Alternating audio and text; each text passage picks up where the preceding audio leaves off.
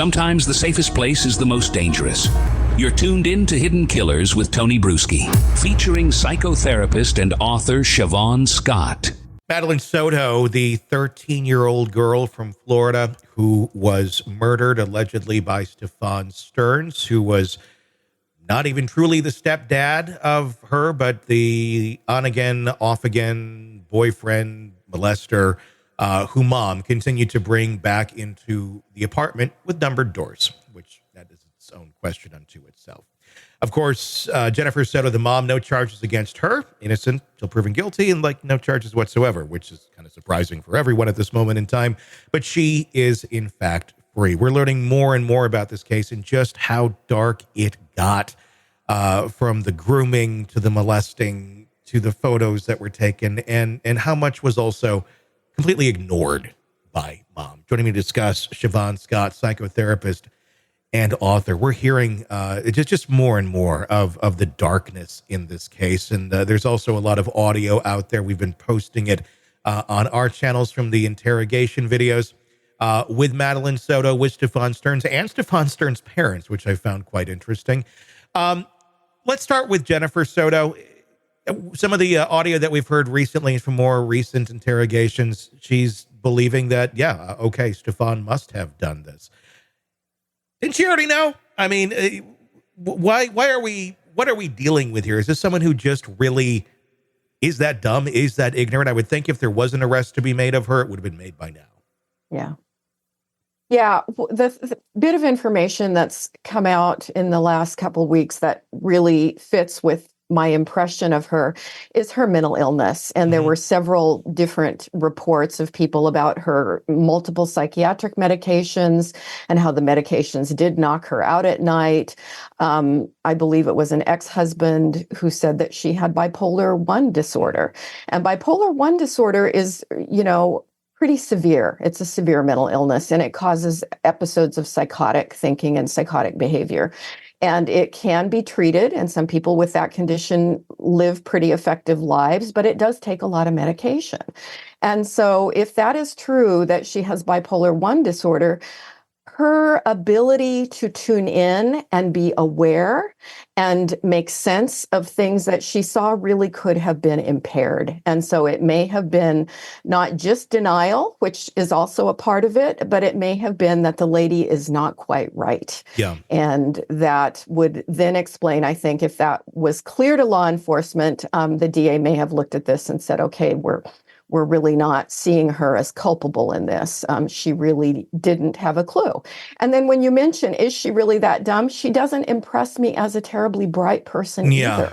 Yeah. And so it could be a combination of she's mentally ill, she's not that smart, and she really wasn't getting what seems to be obvious to the rest of us. Very weird actions, when being questioned by police or being presented with evidence. We have, of course, the inconsistent statements, which we talked about a long time ago, between the police, between the TV stations and all of that. She encouraging Stephan to go sleep in the same bed alone with Madeline, not really thinking, hey, this might be a bad idea. And then when brought evidence of the abuse, Jennifer referred to the sexual abuse of her daughter by Sterns as not evil, while labeling the murder as evil, but the sexual abuse not evil. That's not part of it. Literally downplaying what was going on. And when she was shown the explicit images on the phone of what Sterns had been taking of him and Madeline, she didn't really react with a lot of distress. Only after being confronted with it after a while did she finally kind of acknowledge, maybe, that there's something going on here. Is that part of bipolar 1 where you can literally just tune out? Like, this is pretty shocking, where you just can't process it, so you don't? Yeah, I wouldn't say that's a hallmark of bipolar 1 by any means, but it certainly could also have come from having some kind of sexual molest in her background or being raised in families where incest happened with grandpa or whatever. I have seen mothers do that where they know technically that that kind of behavior is not right. But on the other hand, it's sort of normal in their history.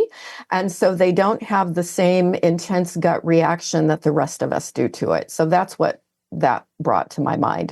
That's something I would be looking at. What is in her history with that? I mean, there's certain things, in life as a parent where your kids are going to complain about. And I'm not downplaying this at all, but I'm giving an example of like, oh, I have to stand outside and wait for the bus. It's cold out. And it's like, let me tell you about that. Like, okay, not a big deal. You can stand outside and wait for the bus. It's cold out. It makes you uncomfortable. That sucks. It's part of life.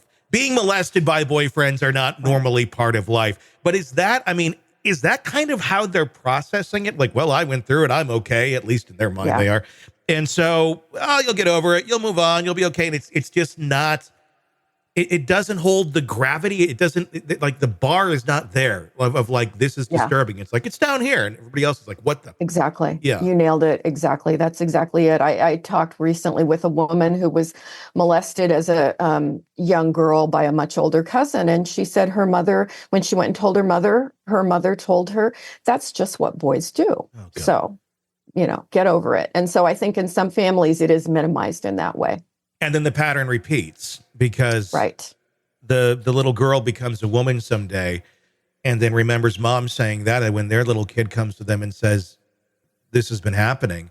Yeah. Well, I went through it. You'll survive. Yeah. Very much. Very much. Generations of people have done that. Yeah. That's generational trauma, essentially. Mm-hmm. Right? Yeah. Wow. So many questions here. The interview with the parents, I think, is very fascinating, and I want to talk to you more about that.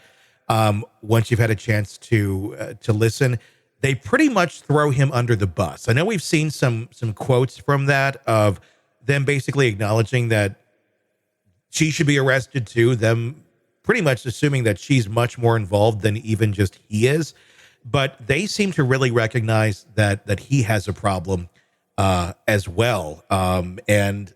Well, he's not coming back home anymore, so we might as well clear out his room. It's kind of part of what that is in that interview. It's very fascinating. Without having heard that yet, and we'll talk about it next week once you've had a chance to listen, what do you make of parents that are that quick to dismiss their kid, on allegations like this? Well, it just makes me wonder, going back in his history, what were the red flags going back to first grade, second grade, third grade? Because I'm guessing with him, he's never been quite right. Yeah. There's too much wrong with him. And how did they either try to get him help or fail to get him help in years past? And, clearly they knew that there was a lot wrong with him. But, you might have been able to do something with him at 8, 9, 10, 11, and certainly by the time he was an adult, it was too late. Yeah, it's very fascinating. If you want to listen to it, it's up on our YouTube channel and also on our podcast feed for anybody out there who wants to hear it. We have the full interviews of Jen, of Stephan, and Stephan's parents. Very, very fascinating. If you're into this case, do check that out. And I'm very excited to get your take on it next week. You're neck deep in a dark, twisted tale, and just as the tension peaks, bam, a commercial about some miracle diet pill breaks the spell. It's like finding a fly in your soup after the first bite. But here's the fix. True Crime Today Premium Plus on Apple Podcasts. You get to enjoy your crime stories without the junk. Ad-free episodes, extended interviews that go beyond the surface, and early access to all the gruesome details. It's like swapping out a can of cheap beer for a glass of fine whiskey. So search for True Crime Today Premium Plus on Apple Podcasts. Subscribe and keep the darkness flowing uninterrupted.